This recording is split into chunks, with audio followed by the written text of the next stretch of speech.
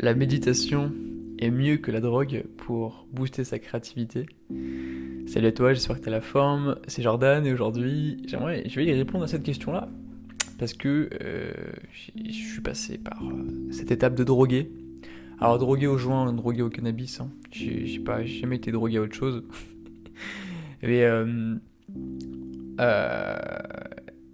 bah voilà, ce qui est cool, c'est que j'ai pu expérimenter les deux univers. L'univers des joints, où j'étais drogué au cannabis, et pendant ce temps-là, j'ai développé ma créativité parce que je composais de la musique que je créais à cette époque.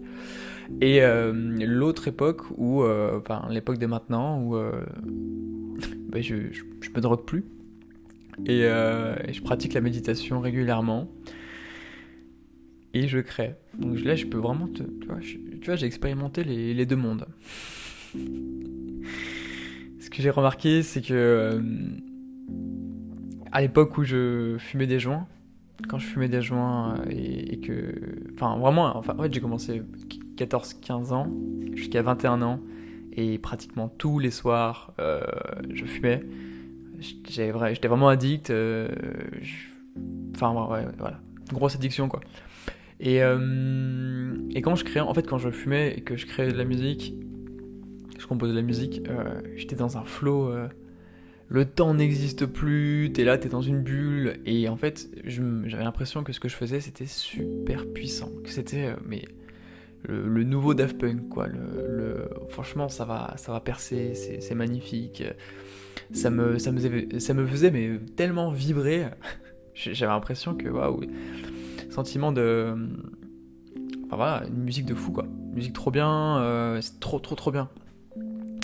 Et le matin, typiquement, le matin, je me réveille. Alors, après avoir fumé pas mal le soir, du coup, bah, le matin, tu te réveilles, t'es un peu la tête comme ça, les yeux pas en face des trous, tu sais pas trop où t'es. Et enfin, j'exagère, mais c'est à peu près ça, hein.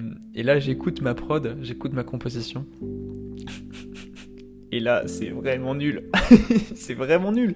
Je me dis, mais ouais. Et ce qu'il faut, c'est que la veille, quoi, pour moi, c'était quelque chose de génial. Génial. Waouh. Génial. Et en fait, la réalité, c'est que c'était pas si génial que ça. Du coup, quand tu te drogues, après je parle des joints, ça te sort de la réalité en fait. Enfin, je veux dire, t'es pas proche de la vérité, de ta vérité. Ça te met un filtre en fait. Et du coup, tu vois les choses différemment. Et du coup, peut-être que ouais, ça a tendance à embellir, à sublimer le réel, le réel qui peut être un petit peu difficile. C'est pas pour rien tout qu'on fuit dans les drogues, qu'on fume ou quoi, c'est qu'à un moment donné, parce que le monde extérieur et ce qu'on voit à l'extérieur, ça nous agresse, on se sent mal vis-à-vis à l'extérieur, du coup on veut fuir. Moi c'était mon cas. Je trouvais que cette société et ce monde était vraiment dur et j'étais pas à ma place et tout, et du coup, pour ça que quelque part, je me suis enfermé là-dedans. Mais c'est pas durable en fait. Et surtout sur ta créativité. Enfin, en fait, c'est pas durable d'agir comme ça. Ce que j'ai remarqué, c'est ça aurait pas pu durer en fait. C'est que j'aurais été très limité. Euh, En fait, on a meilleur compte à être méditatif.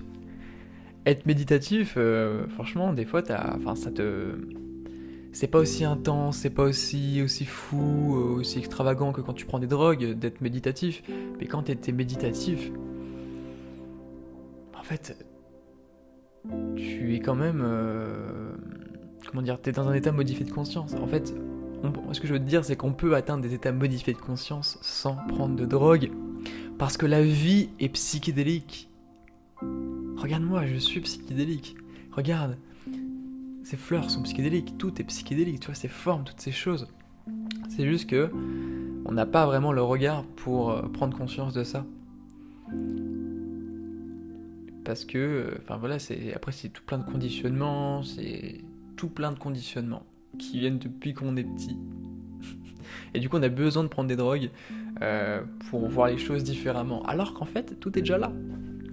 Et quand on prend l'habitude de méditer et qu'on devient méditatif, et ben en fait waouh, on apprend à regarder les choses différemment, avec plus de profondeur. Et moi ça m'arrive tout le temps, je me balade dans la rue et je vois des choses, je fais des associations où quelque chose va m'inspirer, c'est un regard poétique quelque part, mais en fait